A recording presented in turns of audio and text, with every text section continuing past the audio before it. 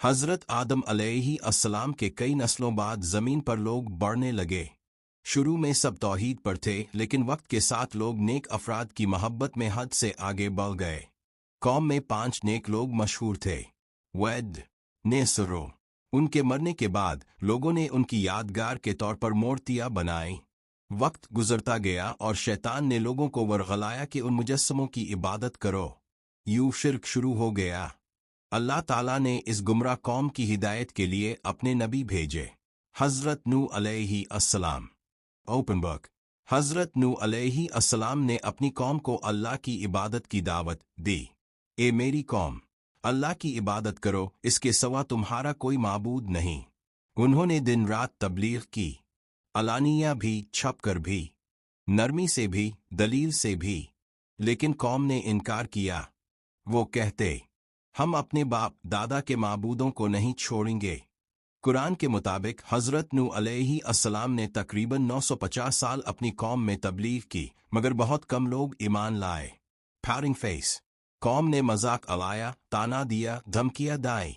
उन्होंने कहा, तुम हमारे जैसे इंसान हो। अगर अल्लाह को रसूल भेजना था तो फरिश्ते भेजता हो।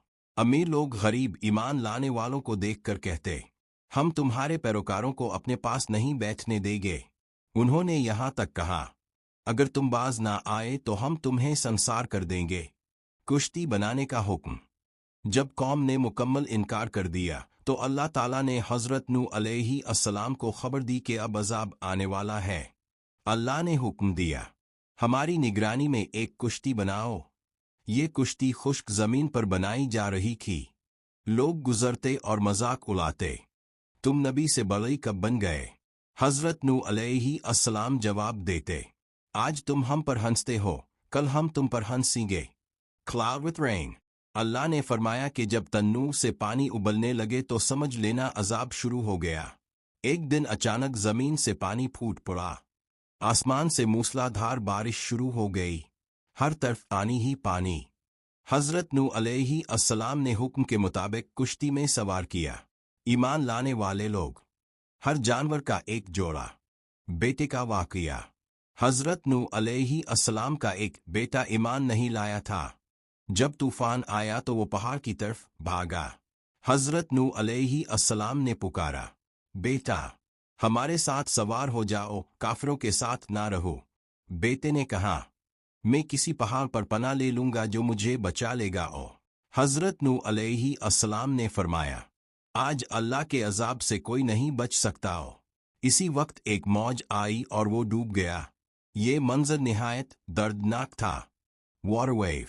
पानी पहाड़ों की चोटियों तक पहुंच गया। कुश्ती लहरों के दरमियान चलती रही। ये तूफान कई दिनों तक जारी रहा। बिलाखिर अल्लाह का हुक्म आया, ए ज़मीन, अपना पानी निगल ले, और ए आसमान, पानी उतरने लगा। कुश्ती एक पहाड़ पर जा ठहरी जिसे कुरान में जोदी कहा गया है। नजात और नई शुरुआत। जब जमीन खुश्क हो गई तो हज़रत नूह अलैहि अस्सलाम और ईमान वाले बाहर आए।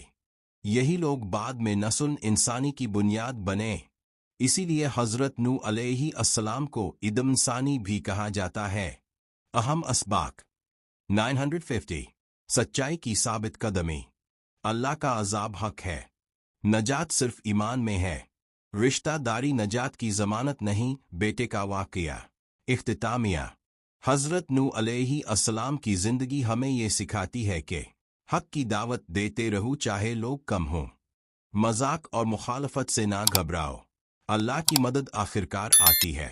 अल्लाह हमें सब्र, इस्तिकामत और सच्ची ईमान अता फरमाए। Palms up together.